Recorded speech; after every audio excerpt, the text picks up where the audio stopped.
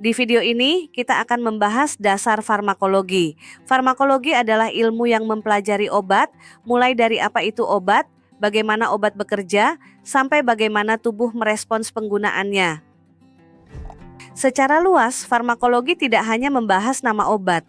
Ilmu ini juga membahas asal obat, proses obat masuk ke tubuh, efeknya, hingga penggunaannya dalam terapi. Farmakognosi mempelajari sumber obat, terutama yang berasal dari alam seperti tumbuhan, hewan, dan mineral. Farmakokinetik membahas perjalanan obat di dalam tubuh. Fokusnya adalah bagaimana obat diserap, didistribusikan, dimetabolisme, lalu dikeluarkan. Farmakodinamik mempelajari apa yang dilakukan obat pada tubuh. Di sini kita melihat mekanisme kerja dan efek yang ditimbulkan obat. Farmasi lebih berfokus pada cara menyiapkan, meracik, menyimpan, dan menyalurkan obat agar mutunya tetap terjaga. Farmakologi klinik melihat penggunaan obat pada manusia secara langsung. Bidang ini membantu memilih obat yang efektif dan aman untuk pasien.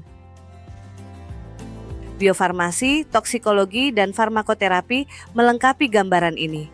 Biofarmasi menilai pengaruh bentuk sediaan, toksikologi membahas racun dan efek merugikan, sedangkan farmakoterapi berfokus pada penggunaan obat untuk mengobati penyakit. Obat adalah bahan aktif atau campuran bahan yang digunakan untuk memengaruhi keadaan tubuh demi tujuan kesehatan tertentu. Dalam praktik, obat bisa dipakai untuk diagnosis, pencegahan, pengobatan, dan pemeliharaan kesehatan. Pada konteks tertentu, ada juga bahan yang digunakan untuk memperbaiki atau mempercantik fungsi dan penampilan tubuh. Kalau diringkas, tujuan penggunaan obat mencakup preventif, kuratif, promotif, dan diagnostik. Jadi obat tidak selalu dipakai hanya saat seseorang sudah sakit. Pemahaman ini penting karena saat kita menyebut obat, yang dibahas bukan hanya tablet atau sirup, tetapi seluruh perannya dalam menjaga dan memulihkan kesehatan. Itulah sebabnya definisi obat dalam farmakologi dibuat cukup luas, agar mencakup fungsi klinis yang nyata di lapangan. Dengan dasar ini, kita bisa masuk ke klasifikasi obat dengan lebih mudah dan tidak tertukar antara tujuan penggunaan dan cara kerjanya. Salah satu cara mengklasifikasikan obat adalah berdasarkan cara kerja dan tujuannya dalam praktik kesehatan.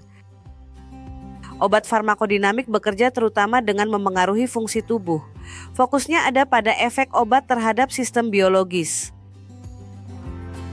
Obat kemoterapeutik digunakan untuk melawan penyebab penyakit, seperti bakteri, virus, parasit, atau sel abnormal tertentu. Obat diagnostik dipakai untuk membantu menegakkan diagnosis. Jadi fungsinya bukan terutama untuk menyembuhkan, melainkan untuk membantu mengenali kondisi pasien. Obat juga dapat dibedakan berdasarkan nama dan kepemilikannya. Di sini kita mengenal obat paten dan obat generik. Obat paten dipasarkan dengan nama dagang tertentu oleh perusahaan yang mengembangkannya. Sementara itu obat generik menggunakan nama zat aktifnya. Contoh nama zat aktif yang sering kita dengar adalah aspirin, parasetamol, dan ampicillin. Nama-nama ini membantu kita mengenali isi utama obat, terlepas dari mereknya. Dengan klasifikasi ini, kita bisa melihat obat dari beberapa sudut sekaligus.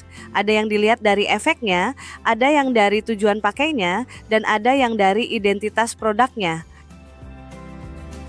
Selain klasifikasi tadi, kita juga mengenal perbedaan antara obat modern dan obat tradisional atau jamu. Obat modern biasanya dikembangkan melalui penelitian yang terukur. Zat aktif, dosis, mutu, dan keamanannya diuji lebih sistematis. Sebaliknya, obat tradisional atau jamu umumnya berasal dari bahan alam, terutama tumbuhan, dan digunakan berdasarkan pengalaman turun-temurun atau bukti yang lebih sederhana. Contoh obat modern bisa berupa parasetamol atau ampicillin. Sementara jamu dapat berupa ramuan herbal yang dipakai untuk keluhan tertentu. Perbedaannya bukan sekadar alami atau tidak alami. Yang perlu dipahami adalah sumber bahannya, cara pengembangannya, serta seberapa jelas data keamanan dan manfaatnya. Pada kehamilan dan menyusui, penggunaan obat perlu dipertimbangkan dengan sangat hati-hati. Tujuannya adalah menyeimbangkan manfaat bagi ibu dengan kemungkinan risiko bagi janin atau bayi. Kategori A berarti penelitian pada manusia tidak menunjukkan risiko terhadap janin. Ini adalah kelompok yang paling aman bila memang diperlukan.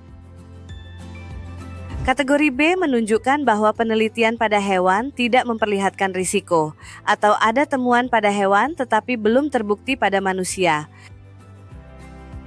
Kategori C berarti efek merugikan ditemukan pada hewan, atau data pada manusia masih sangat terbatas.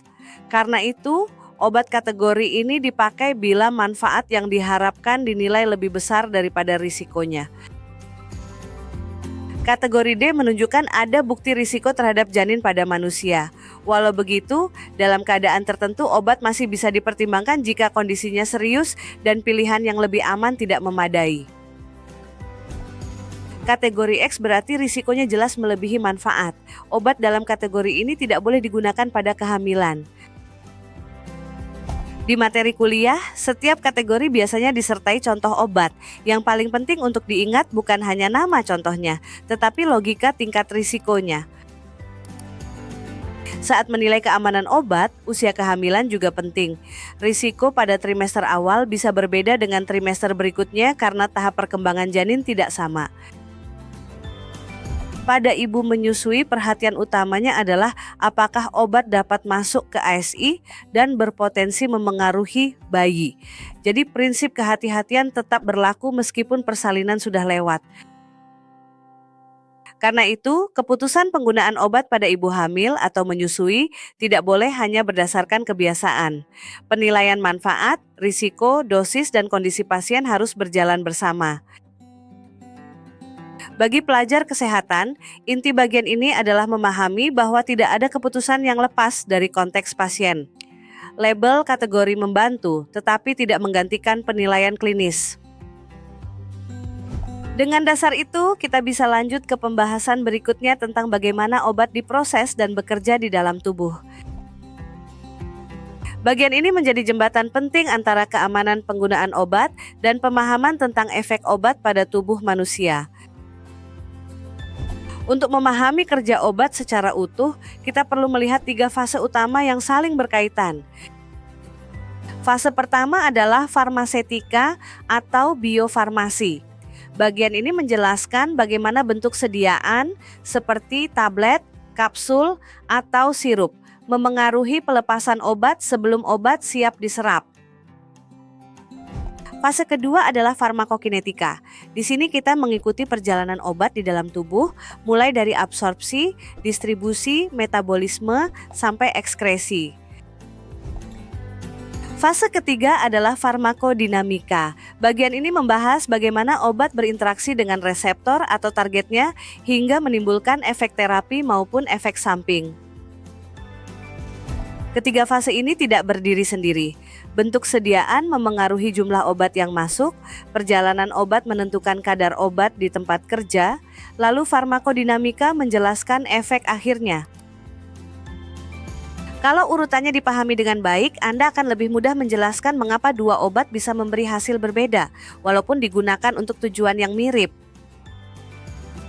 Sekarang kita masuk ke farmakokinetika, yaitu perjalanan obat di dalam tubuh dari saat diberikan sampai dikeluarkan. Tahap pertama adalah absorpsi, yaitu masuknya obat dari tempat pemberian ke dalam sirkulasi. Pada obat oral, proses ini banyak terjadi di saluran cerna, terutama usus halus.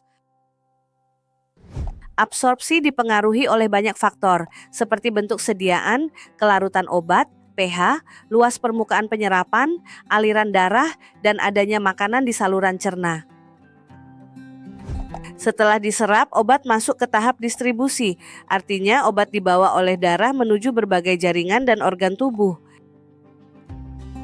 Organ dengan perfusi darah yang baik, seperti hati, ginjal, jantung, dan otak, biasanya menerima obat lebih cepat, sementara jaringan dengan perfusi lebih rendah menerima obat lebih lambat. Tahap berikutnya adalah metabolisme, yaitu perubahan struktur kimia obat agar lebih mudah dikeluarkan dari tubuh.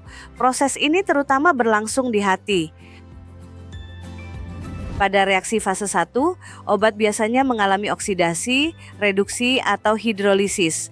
Tujuannya adalah mengubah sifat kimia obat dan menyiapkannya untuk tahap berikutnya.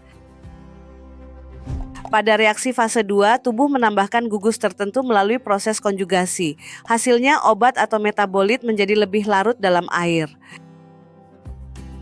Metabolisme obat juga dipengaruhi oleh usia, fungsi hati, faktor genetik, nutrisi, serta interaksi dengan obat lain.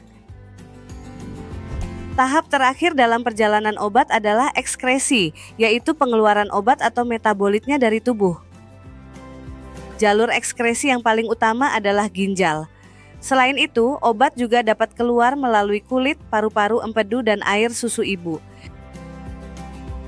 Kecepatan ekskresi dipengaruhi oleh kelarutan obat dalam air. Semakin mudah larut, biasanya semakin mudah pula obat dikeluarkan lewat urin. pH ginjal juga berperan karena dapat memengaruhi apakah obat cenderung tetap berada dalam urin atau diserap kembali. Selain itu, penyakit pada ginjal atau organ lain bisa memperlambat ekskresi, sehingga kadar obat di tubuh meningkat.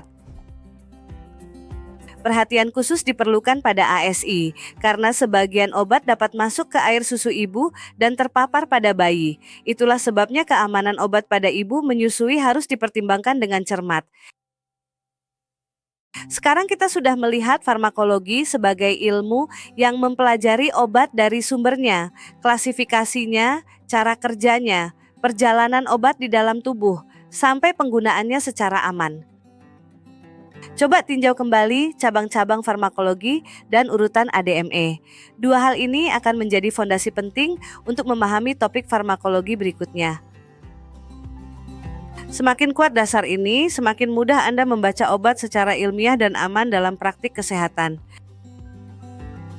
Terima kasih sudah belajar bersama. Sampai bertemu di pembahasan selanjutnya.